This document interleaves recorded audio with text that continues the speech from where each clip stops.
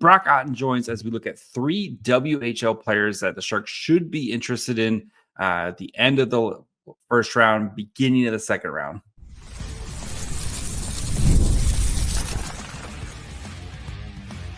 You're Locked On Sharks, your daily podcast on the San Jose Sharks, part of the Locked On Podcast Network, your team every day. Hello, welcome to Locked On Sharks, the premier hockey podcast covering your favorite team in the Bay Area. My name is JD Young, caretaker at the Reef, also the co-host of Locked On NHL. I want to thank you for making Locked On Sharks your first listen.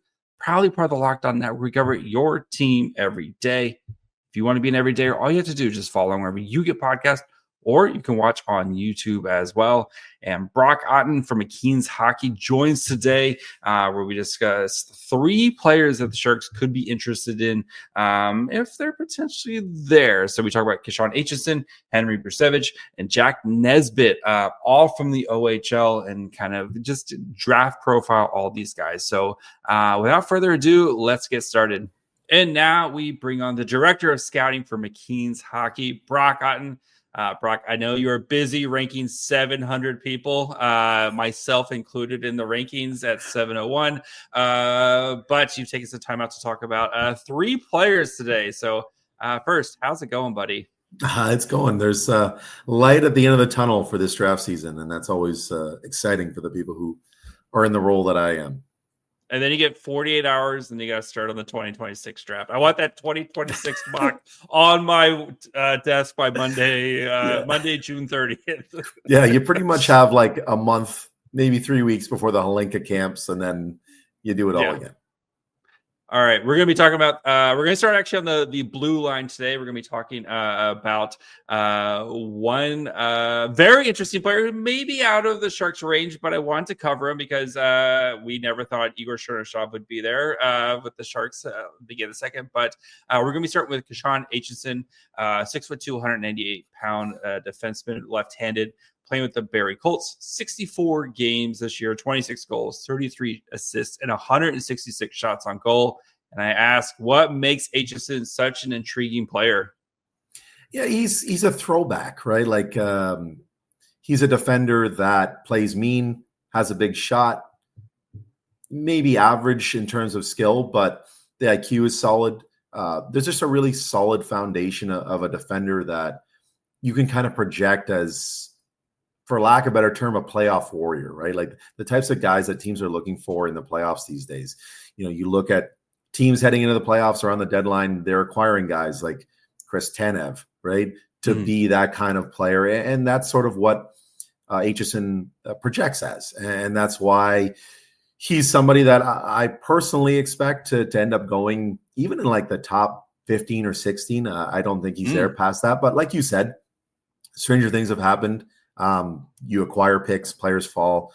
That's what makes the draft exciting to cover. But this is a guy that I think does project as a really solid second pairing guy if he hits his ceiling. All right. So you mentioned the throwback, right? Mean, nasty, like that.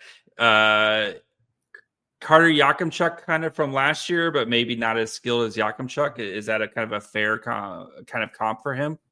I think a little bit of a different player, to be honest. I think with Aitcheson, definitely not as skilled individually as Yakimchuk, not the type of player. A lot of his offense is actually derived off the puck.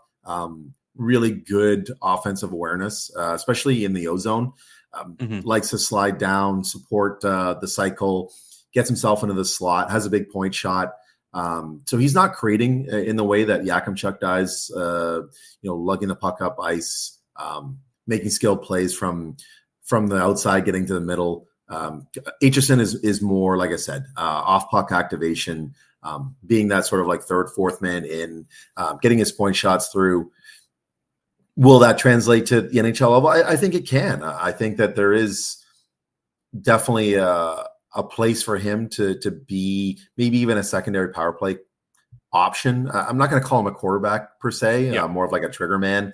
But there's definitely something there offensively that I think is worth developing further moving forward. He improved a lot this year. No, I know that's sort of like a roundabout way of saying that I don't really love the comp, but physically, yeah, I see it. Both big hitters.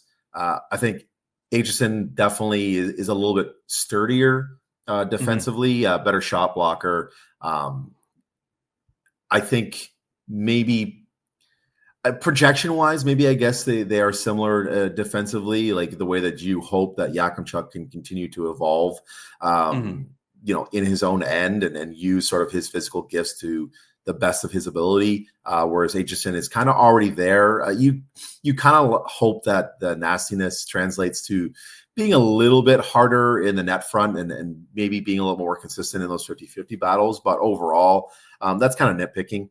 This is a hard player to play against who consistently sets the tone physically. I think back to this year's inaugural OHL top prospects game. They kind of went with a different format this year, right? We had the CHL versus the USA Hockey as sort of like our top prospects event. And then some of the other leagues kind of went with their own.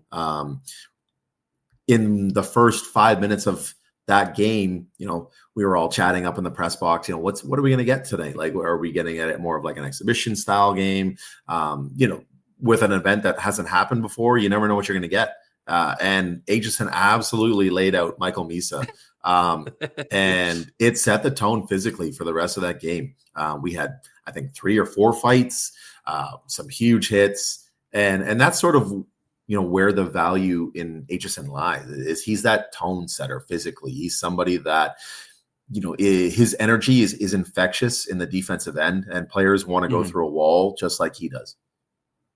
So with him, like the perfect partner, what you feel like would be someone who'd be maybe a little bit more of the kind of puck carrier, puck handler type of player that he can play off that person and then also kind of provide some of that energy in the defensive zone. Is that a kind of a fair evaluation of him? Yeah, I think that's very fair. I think finding somebody maybe who's we'll call hyper mobile, somebody who's got good feet, who can help the transition game, take a little bit of pressure off Kashawn from doing that, allowing him, like you said, to be an option off the puck offensively, and allowing him to provide some stability defensively to give that player some more freedom.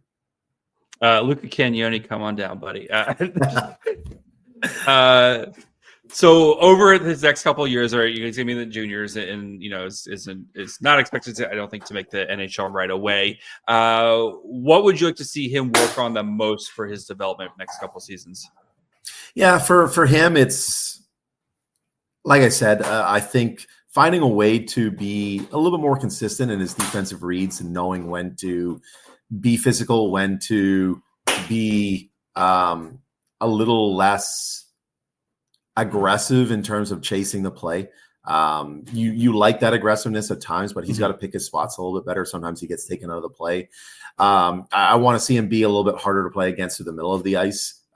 He blocks shots, he's physical, but to be sort of that defensive stalwart, that's got to be, a 10 out of 10 trait, right? Like when you look at a guy we mentioned earlier, like a Chris Tanev, right? Like this is a guy that makes you earn every inch on ice, and that's why he has been sort of a hot commodity the last few years. So that's one thing. I think for him to take that defensive game to the next level, improving his skating just a little bit more. He's not a bad skater, but obviously to be an NHL defender, that's got to be excellent. There's very few guys who get away with that these days that are not at least slightly above average to average skaters. So, just continuing to improve that, the 4-way mobility, his quickness, it'll help him with, his breakouts and being somebody that isn't a liability with the puck at the NHL level when space and time are not as plentiful as he's seeing currently in the OHL. Makes sense. And you mentioned like the picking your aggressive, right? It's always I think you'd rather pull a guy back a little bit than have to try to pull things out of him. I think that can kind of just come down to coaching a little bit more of like, okay, just don't do this, instead of like, we need you to try to be a little bit more aggressive here. So that's kind of the hope with him, is you can kind of rein in those things and find yourself a nice kind of solid defensive guy who can help out your transition defenseman a little bit here. So, all right, before we continue and we look at Henry Brzustewicz, a player who I've circled and think would make a lot of sense for the San Jose Sharks, just need to take a quick break. Looking for a snack that's both delicious and nutritious? Crack into a good source of protein with Wonderful Pistachios.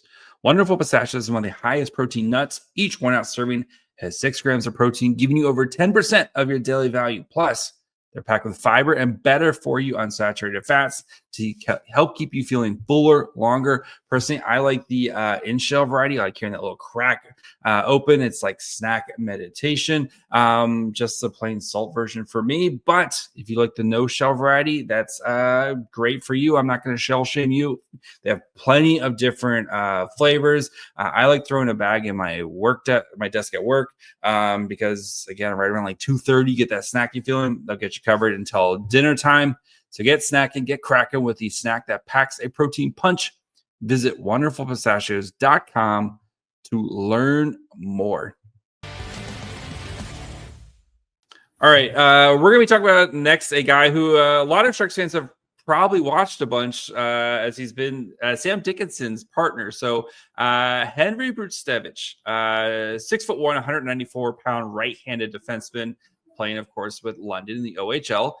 67 games this year, 10 goals, 32 assists, 146 shots on goal. So, Brock, what makes Brzustewicz such an intriguing prospect? Well, he's raw. I think people probably see the last name and they might wonder, does he play sort of a similar game to his brother? Yep. And I would say somewhat, but they are kind of different players. They're different prospects, especially in their draft year. I would say Henry is less refined offensively. There's definitely upside from an offensive perspective. He is skilled. He can quarterback a power play. He's got a big point shot. He's really good at funneling pucks to the middle. I like his composure, working sort of the half wall, working the point. And I think that as he continues to gain confidence in London under Dale Hunter, I think that's going to be something that really blossoms.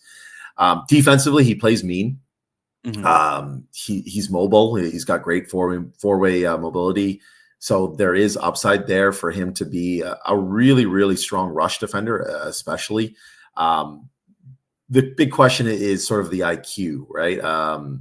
And that's where the difference with his brother sort of is, right? Like he's more of a raw physical toolsy type, where his brother was more of okay, we wish he had better physical tools because the IQ and the sense and everything else is there, right? So for Henry, yeah, you're banking on upside here, right? He is a player that you kind of trust the London development model to get the best out of. I think if he were in an OHL program that maybe wasn't as highly regarded, I don't know if he'd be ranked quite as high. I think NHL organizations and guys like me, we have a lot of trust in the way that London has developed defenders in the last decade, 2 decades. And I think that some of those deficiencies will get ironed out. I think that his decision-making, especially in the defensive end, is going to improve a lot. And I think that the bare bones there is a player that could be sort of a solid number 3 or number 4 defender at the NHL level. All right. So with Brzustewicz, right, I've watched a lot of London games as a escape from watching terrible Sharks games this season, right? Plus, watching Sam Dickinson and Kasper Halton. So I've seen a lot of Brzustewicz, and my big thing with him is like you expect Oliver Bonk to be gone next year, right? And Sam Dickinson, I think he at least gets a shot to make the NHL next year, right? This is a guy who might step into a number 1 role with London, which I know probably takes a step back, but still, like London taking a step back is still going to be a very good team. Like this could be a guy who you get like a whole bunch of runway of being just the dude for London next year. And if he's shown this, what happens if he gets the keys to the car? Is this one of those things where we're looking back and potentially next year and he's the guy who's just exploded offensively because of the potential runway he has? I mean, it's the London way, right? And that's part of why teams continue to draft out of the Knights program, because it's just kind of rinse repeat. They kind of ease their players into roles. When we look at Brzustewicz, this is a guy that saw time at forward previously last year. And now, obviously, he's been sort of a rock in the top four for London pretty much all year, but they've brought him along slowly. And, I think Dale has a ton of trust in him now. Otherwise, you wouldn't be pairing him with Dickinson for most of the year. Now, in the playoffs, he has seen some time with Jared Woolley. And I kind of wonder if that's intentional based on what you just said, right? This could be London's top pairing next year of Woolley and Brzustewicz. So an opportunity for these two to sort of get comfortable with each other and develop some chemistry. And if that's the case, Brzustewicz probably is London's power play quarterback next year if Dickinson is in San Jose or who knows where. I think that you're choosing him thinking that there is a huge, huge possibility that he's going to have the keys defensively to one of the better junior programs around. You mentioned some of the raw stuff here, right? And so, London, again, they've done a good job of kind of pumping out these defensemen. You see Sam Dickinson, who's been ridiculous, right? And this year, I think has worked very well on some of his decision making, especially compared to last year. There's still gonna be questions about as he now is going to hopefully start to face tougher competition. But do you think Brzustewicz, does he have that ability to, again, maybe be that number 3, number 4 type of defenseman and be a solid? I don't project him to be like a big offensive producer in the NHL, but be just a solid 4 for you who can maybe pop in some goals here and there. Is that kind of what you see his long term? And do you think he has the ability to get there? Or honestly, JD, I think that maybe even higher. I think that the higher you project Brzustewicz, the odds decrease. But because this guy is so raw, and maybe we haven't seen the true scope of his ability because he is playing with Dickinson and Bonk. I don't know if we really truly know what his ceiling is. He could be one of those guys that gets drafted in the late first, early second, who ends up exploding and develops into, a solid first pairing, all situations guy. The odds of that are slim. Yes. I don't know if I see that per se, but we would have probably said that about some other guys that's happened to that have been drafted in that same range over the last couple of decades. It happens, especially with defensemen. And I think that's sort of the allure with Brzustewicz is, okay, the floor is pretty low. The floor is probably not an NHL defender. The decision-making, some of that raw toolsy stuff that we talked about just doesn't develop to the point where, he is more than a depth guy at the NHL level. On the flip side, maybe everything takes another step forward. He continues to improve under the Hunters. His confidence grows, and you suddenly end up with an all situations guy that is playing, 23, 24 minutes a night for you. There is a very wide range of outcomes here. And I think that's why he probably could be a first round pick. I think that there is definitely a belief by some in the scouting community that, his ceiling is pretty high as a two-way defender. So if you're the Sharks, right, you feel like you're going to get pretty good guy at number 2, right? Between Misa or Schaefer, whoever, is there. You have the Dallas pick, and we'll see what they do with the Dallas pick. But if Brzustewicz is your 3rd pick, and you look, and it's one of those, like, if he hits type of players, that not a bad way to start the draft, right? And I mean, those are the types of guys that San Jose should be focusing on, at least in my opinion. You've got a really strong system already. You have nothing to lose. You have nothing to lose because you're still rebuilding. There's no pressure on you. You've drafted well. You're slowly developing players well. There's light at the end of the tunnel in the next maybe 4 or 5 years as players start to develop around the young core they've got. Right now is where you're continuing to take those home run swings, in my opinion, right? 2-3 years down the road, when you sort of see what you've got, what you've developed around Celebrini, around maybe Dickinson, guys like that, okay, now you're looking at those middle six pieces, those, number 4 defenders that can play physical, that can play a sort of a role within the players that is your foundation, right? You don't really know if you're San Jose. You don't know what your foundation is yet. You've drafted well. You have lots of young players in your system, but you don't know how many of those guys and who are going to exactly pan out.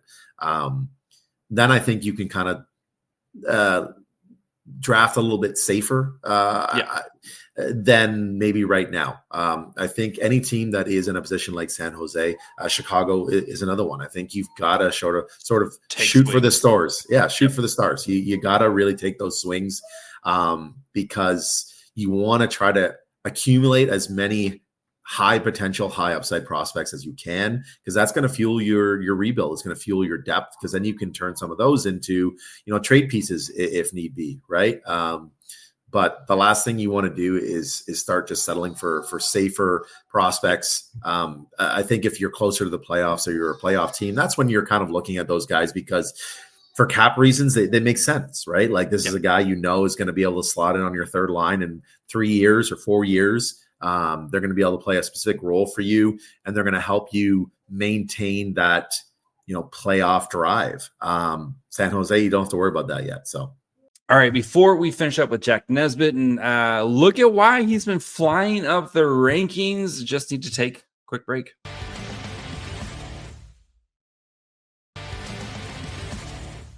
Next guy we're talking about here, we're switching to the forward group. Jack Nesbitt. He's a guy who's been all over the boards, but 6'4", left-handed forward, playing for Windsor, 183 pounds, 65 games, 25 goals, 39 assists, 185 shots on goal. So before we get to intriguing, why have I seen this dude creep into the top 10? And why have I seen this dude like in back at the end of the first round? Because he has been everywhere on the board. So let's start with that before we get into the actual profile of him. I mean, why he's creeping into sort of the lottery. He's 6'4" and a natural pivot, right? This isn't a guy that projects to play the wing. This is a center. This is a potential two-way center with size, with intriguing athletic abilities. You don't really know what you're going to get at the end of his development cycle when he matures physically. But this is a natural center with size and athleticism. And those guys don't grow on trees, right? They're hard to find. They have value. You see it. I mean, this is why guys like Paul Gostad go for first round picks at the deadline, right? Because teams want these types of players for the playoffs. And Nesbitt improved a ton this year. One of the most improved players in the OHL this year, in my opinion.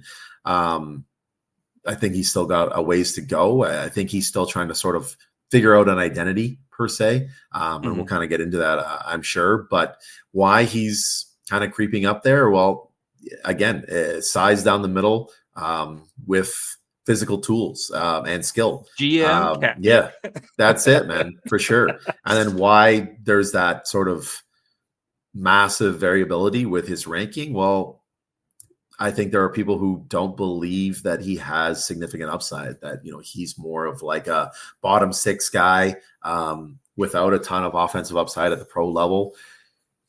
And, people would probably rather somebody else take him, for lack of a better term, right? It's the John Beecher kind of thing, right? Like, good player, but just not my cup of tea. So it just depends on your personal philosophies. I see both sides of it. All right, so we'll start kind of, what do you think kind of other than the size and stuff, what do you think makes him intriguing? Like you mentioned size, skill, seems like a very smart player as well. Mm-hmm. Is that kind of the elevator pitch for him? Yeah, that's basically it. Not only is he big, but he is an intelligent player. He's a solid two-way guy already. That improved a ton from the start of the year, from last year to the end of this year. The way that Windsor utilized him, he was out there protecting leads late in games. He was out there, with 30 seconds to go, taking, key draws and trying to protect leads. This is somebody that was trusted by, Windsor coaching staff to be a defensive presence. I think physically there's more for him to give. that's sort of an inconsistent part of his game. And when Mhm. you look at him being the size that he is, if he ends up filling out to like 6'4", 220, 225, learns to be a little bit more physical, at least from a consistent standpoint, you've got a really, really effective two-way player, especially if he continued to sort of improve his skating. And even then, his skating is the one thing that I see such a variance of opinions on. I think he's one of those guys that is faster without the puck than he is with it. Okay. And I think that kind of leads people to believe that his skating does need to improve. But one thing that really caught my eye, and it kind of made me go back and look at this, is when I talked earlier about that OHL top prospects game that occurred. And one of the things that they did was they used some new tracking software at that event, and we were given access to the results of that.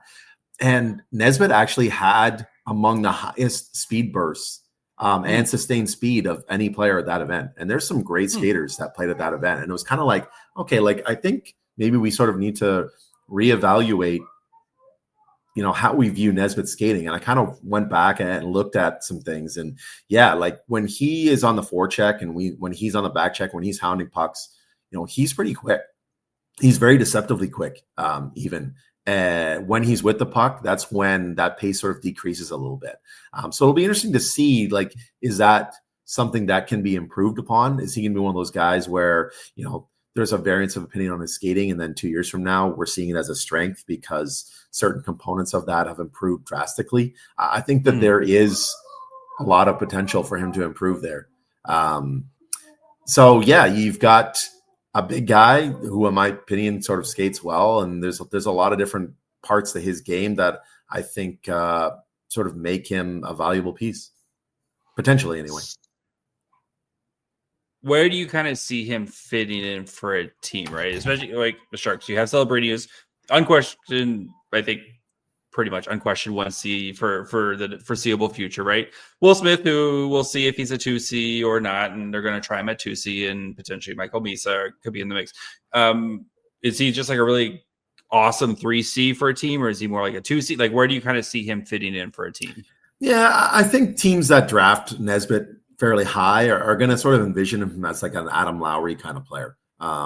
What he does with Winnipeg, I think that's going to be like, okay, like he can be that kind of player, hopefully, for us. Like that's a middle six guy when you need him to play 2C, he's there. Otherwise, he's a solid 3C. Maybe can end up wearing a letter on his chest down the line. Solid PKer kind of guy that can be out there playing a ton of minutes the last 5 minutes of a game if you're protecting a lead. I think that's sort of very realistic best case scenario for Nesbitt. And again, that has a ton of value. Does those type of guys get traded for all the time at the trade deadline? I need someone who can come in and play PK. I need someone who can play center on my third line because I feel really good about my top six. But that we see it all the time, right? That third line in the playoffs, it can be the difference maker for a lot of teams. So over his next couple of years of development, what do you want to see him work on the most? I would say on puck play. That's the big one for him. He's pretty solid off the puck. I think he's even fairly solid on the puck, sort of below the hash marks. I think coming off the wall, he's pretty solid. We saw that at the U18s. I think he made a lot of great plays deep in the offensive zone. But, in terms of transition play, he's not a huge asset. So that would sort of unlock maybe a little bit more offensive upside if he can really improve that. And it kind of goes with what I was talking about earlier with sort of that pace increasing with the puck, finding a way to drive the net more consistently, improving his shot.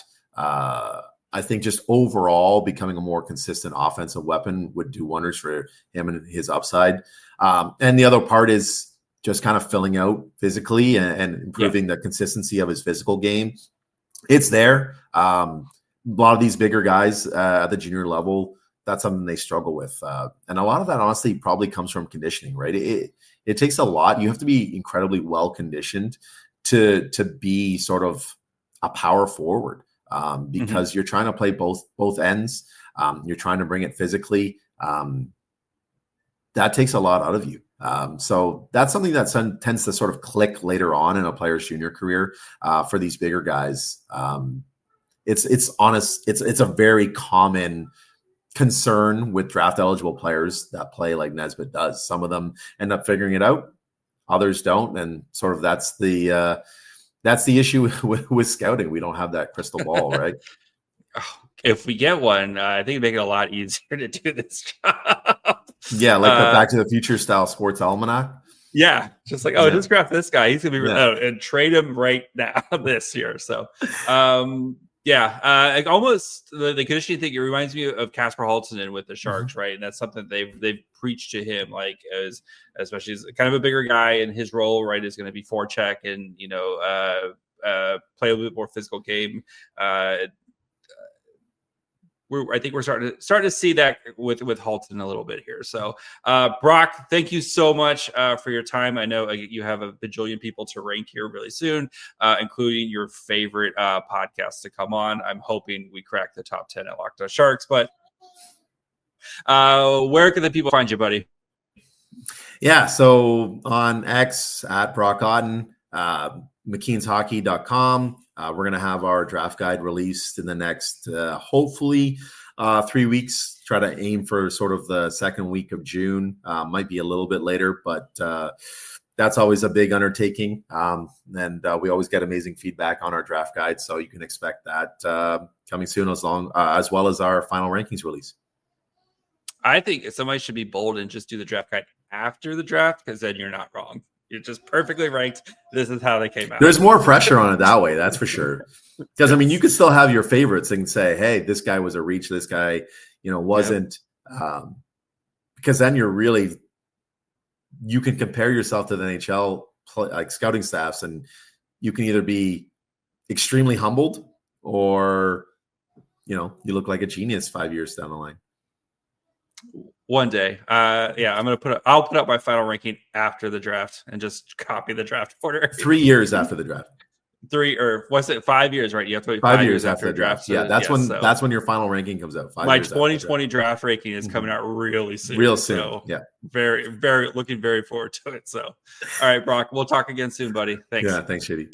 All right. I do want to thank Brock Otten for coming on, hanging out with me. I know he has been busy writing bajillion draft profiles as they do this time of year. Brzustewicz, I think, is a guy the Sharks should be interested on. They're going to be scouting him very hard, especially with you have Kasper Halttunen and Sam Dickinson in London. It would make a lot of sense. They're going to have a ton of footage on Brzustewicz.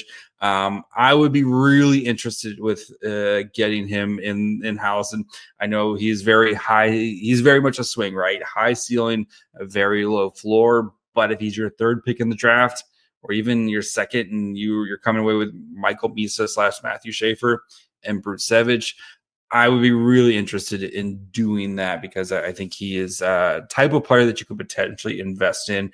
And as a right-handed defenseman, the Sharks just need more swings at the bat in that area. So that's going to be it for me today. We'll be back tomorrow. Going to be profiling free agent goalies. So make sure you're following along wherever you get podcasts. And of course, you can watch on YouTube as well. Follow the show on Twitter, Facebook, and Instagram at Locked On Sharks. Follow me on Twitter and Blue Sky at My Fry Hole.